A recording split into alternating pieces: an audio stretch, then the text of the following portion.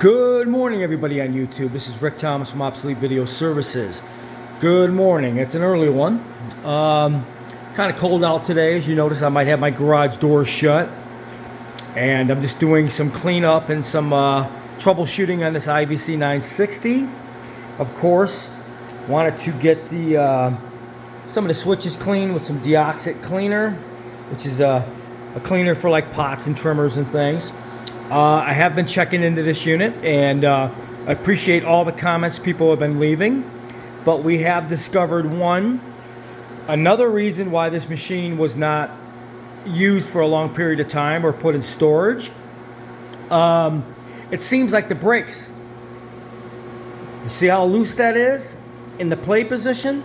Well, there's no slack. There's no brakes that's actually stopping the spindles, and it's making them spin real fast, because there's no breakage on the brake pads.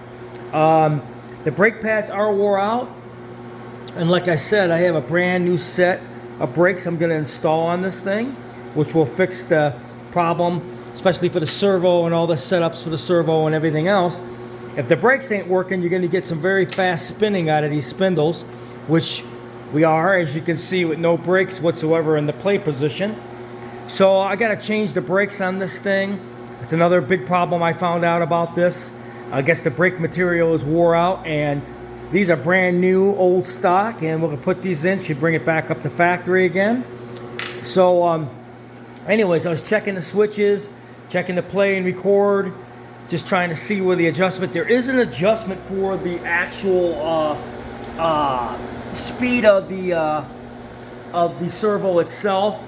You can adjust the servo speed right there on the bottom to get a perfect video lock, which will tackle that problem once I get the brakes installed, get a test tape, and configure the actual tension and all that on this thing to make sure it's got the proper tension.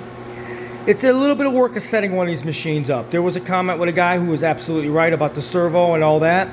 The speed looks a little wrong. Yeah, the speed is wrong. It's because there's no brake tension on there. The brakes are completely shot on this thing. So I'm going to have to change those out and then do all the alignments and do the tension alignments to get the proper speed and tension on this thing. So anyways, we're making progress. It sort of reminds me of the Lost in Space robot's front panel. You know, on the front of his panel, he had all these little squares with all the lights. That's why I keep saying this thing looks like it's from Lost in Space. It's kind of cool. It could be right off the Jupiter 2. It's really a badass piece of machinery.